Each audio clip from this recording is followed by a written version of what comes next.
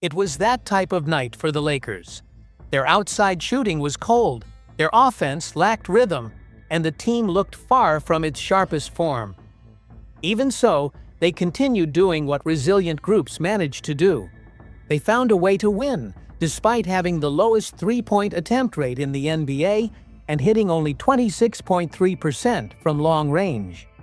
Los Angeles secured its fourth straight victory by slipping past the Utah Jazz 108-106 inside a noisy, tense Delta Center on Sunday night. This game was no masterpiece. It was a grind from start to finish. The Lakers carried an 11-point lead into the fourth quarter, and they still held that cushion with a little over 3.5 minutes remaining. But the advantage disappeared quickly as Utah, desperate to defend home court, surged behind Lauri Markkanen's late-game shooting. His deep three, with 41.3 seconds left, cut the margin to a single point and forced the Lakers into a pressure situation that tested their composure. Once again, Luka Doncic delivered. He finished with 33 points, 11 rebounds, and 8 assists, falling just short of another near-trademark triple-double. Although he made only 3 of his 12 attempts from beyond the arc, his overall impact was clear. His final free throw created the setup for the Lakers' last defensive possession, which ultimately sealed the win. Utah's Keontae George ended up taking the final shot, hoisting a deep contested three with Doncic's hand obstructing his view. The ball sailed off target, giving the Lakers their narrow escape. On the other side, Austin Reaves quietly posted a 22-point, 10-rebound double-double, even though his outside shooting struggled badly. He went just 1 for 8 from the three-point line, but compensated with strong drives, timely boards, and steady playmaking.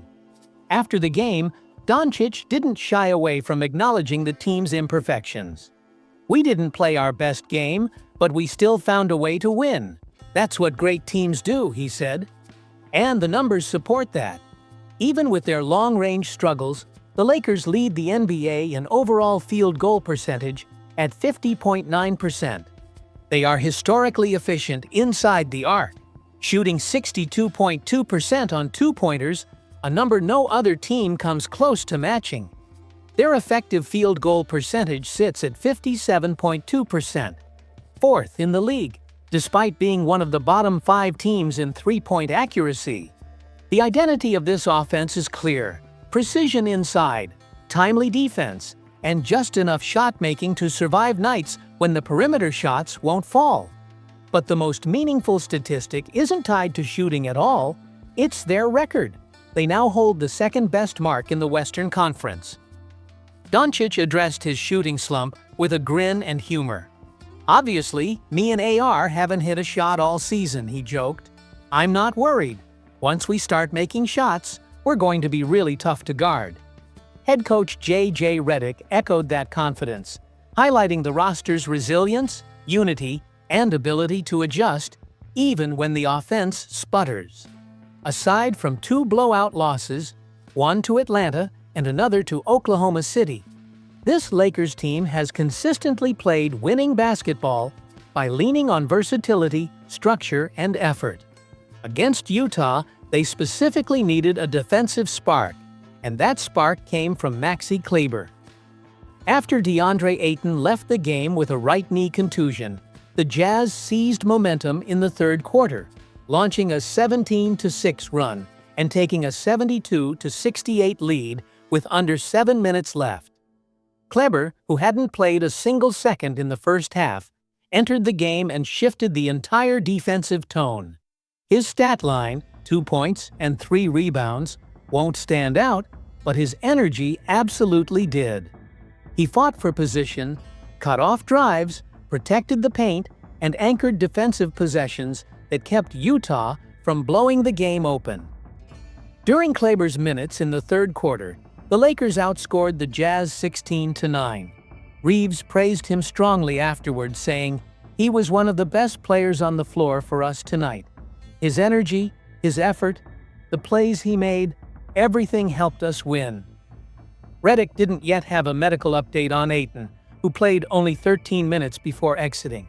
If Ayton misses time, the Lakers will need more minutes from Jackson Hayes, Kleber, or possibly Jared Vanderbilt, who has been out of the rotation since LeBron James returned. Speaking of LeBron, he played in only his second game of the season after dealing with sciatica. He contributed 17 points and 8 assists, and admitted the night felt almost like a second season opener, largely because the Lakers had a rare 4-day break beforehand. Doncic explained that the long break helped physically but disrupted their rhythm. Still, he said the time was valuable for the team. They held practices, meetings, and strategic sessions, along with team bonding activities, including a visit from Snoop Dogg and a full-squad pickleball tournament. Doncic, paired with player development coach Ty Abbott, couldn't help but smile while retelling how he beat Redick in a semifinal matchup. But the real takeaway from that downtime wasn't competition, it was chemistry. The Lakers genuinely enjoy being around one another. They like the work, trust the system, and trust each other. That type of bond matters during an 82-game season. For Doncic, this connection didn't come as a surprise. "I love playing with these guys. That's what it's all about," he said. On a night when their shots refused to fall, the Lakers leaned on the qualities that have shaped their early season: toughness, execution, timely defense, and collective belief. It wasn't pretty, and it wasn't smooth, but it was enough. And on the road in the NBA, sometimes enough is all you need. That collective belief extends beyond the players who have been together since training camp. One of the newest additions to the locker room has brought a unique presence, someone who spent a decade trying to stop LeBron James and is now working alongside him. Lakers guard Marcus Smart is offering a rare look into his partnership with LeBron, a player who was once one of his fiercest rivals. For nearly a decade, Smart battled James in some of the league's toughest playoff environments. Now, for the first time in his career, he shares the court with him as a teammate. Their history stretches back years. During Smart's time with the Boston Celtics, LeBron, then leading the Cleveland Cavaliers, repeatedly ended Boston's playoff runs. Those series produced some of the era's most physical and emotionally charged matchups, and Smart was always in the middle of them. Despite being outsized by 6 inches and about 30 pounds, he consistently took on the challenge of guarding James. His intense competitiveness eventually earned him the 2022 Defensive Player of the Year award. Now, years later, Smart is wearing the same jersey as the superstar he once battled. For many fans, seeing these former rivals unite feels surreal. Even more surprising is how smoothly their transition from opponents to teammates has gone. Instead of tension, there's respect and even warmth. Smart has openly praised LeBron's basketball IQ, calling him one of the smartest players the sport has seen. He prides himself on his own intelligence, but being on the court with James has given him a new perspective. Playing alongside someone who processes the game as quickly as he does, and often even faster, has been an eye-opening experience. For a player who spent years studying LeBron to slow him down, the opportunity to finally work with him is something Smart values deeply. LeBron has echoed that respect as well, praising Smart's competitiveness and selflessness. He emphasized how familiar he is with Smart's edge, recalling their many matchups during his Cleveland years. Moving forward, Smart is expected to help maintain the Lakers' defensive identity. His ability to guard bigger wings and physical guards gives LeBron opportunities to conserve energy at age 40. Offensively, both players share a rare instinct for anticipating plays several steps ahead. The Lakers believe that as their chemistry grows, they'll naturally create scoring chances simply by reading one another. For Smart, this marks a new phase in his career. No longer the younger defender trying to stop the league's most dominant force, but a veteran helping support him. And for LeBron, it shows how his leadership continues to evolve. He now leads a locker room that includes players who once saw him as the ultimate obstacle. Yet, instead of intimidation, there is admiration. These former adversaries are now united by a shared goal, pushing the Lakers deeper into contention. As the Lakers continue searching for ways to strengthen their roster, the front office remains focused on a player who knows what it takes to win a championship and could add more versatility to an already dangerous lineup.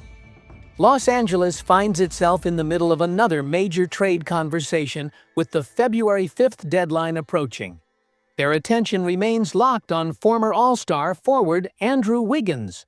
According to reports, the Lakers are monitoring him closely, watching for any signal that the Miami Heat might consider moving him.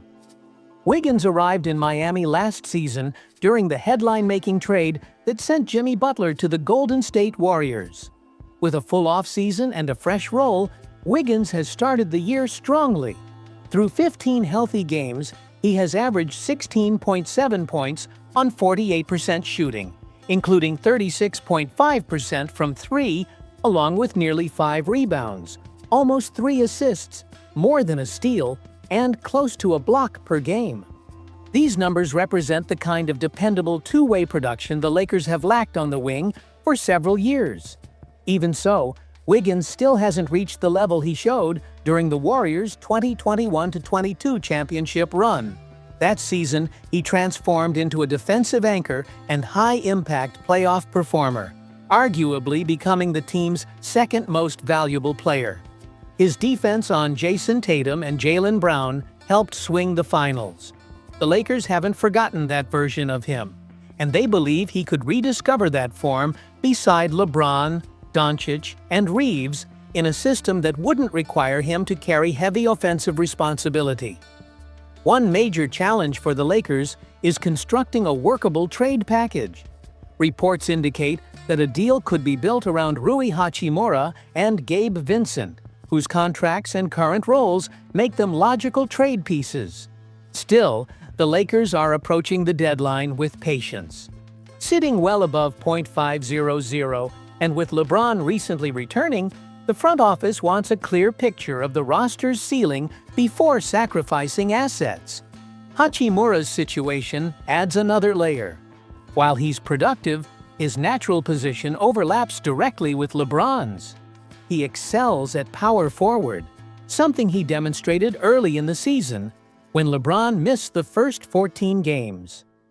During that stretch, Hachimura looked assertive and efficient, the version the Lakers hoped for when they traded Kendrick Nunn and 3 second-round picks for him. But once LeBron returned, Hachimura's role shifted. He spent more time spacing the floor and less time attacking matchups, leading to a more limited impact. Wiggins, meanwhile, fits more naturally next to LeBron. As a wing defender capable of guarding positions 1 through 4, he provides flexibility without forcing major lineup changes. Long-term uncertainty also influences the Lakers' thinking. LeBron could enter restricted free agency next season, and the lack of an extension last summer suggests negotiations may be complex. Even if he prefers to stay in Los Angeles, the team may hesitate to offer a full max contract because of the need to maintain depth around Doncic, Reeves, and Ayton. For that reason, Hachimura, younger and still developing, holds long-term value that Wiggins may not fully match at this stage of his career. The Lakers must balance immediate improvement with future roster construction, a consideration that has shaped every major decision during their transition from the Anthony Davis era. Gabe Vincent factors into trade discussions as well. Though he brings tough perimeter defense and veteran leadership, his offensive inconsistencies since signing in 2023 have limited his overall impact. His shooting struggles and long stretches of offensive quietness make him more of a specialist than a core rotation piece, which makes him a practical inclusion in trade scenarios. The pursuit of Wiggins isn't driven only by internal roster fit. The Lakers are also focused on the broader Western Conference landscape. According to reports, everything ultimately comes back to one team, the Oklahoma City Thunder. Even with strong play from Denver, Houston, and Los Angeles, the Thunder remain the benchmark. Their depth, athleticism, and long switchable wings set the standard. And they've shown they can control pace and physicality against most opponents. Because of that, the Lakers understand that adding someone like Wiggins isn't just about improving themselves. It's about preparing for playoff matchups that could determine their season. It's about matching size with size, speed with speed, and versatility with versatility. It's about having multiple defenders to throw at Shai Gilgeous-Alexander, Jalen Williams, and Oklahoma City's deep lineup of two-way wings. In that sense, targeting a player like Wiggins becomes less of a luxury and more of a necessity. As the deadline approaches, the Lakers aren't rushing. They are watching, evaluating, and keeping every option open. And if Miami shows the slightest willingness to move Wiggins, Los Angeles will be ready to act.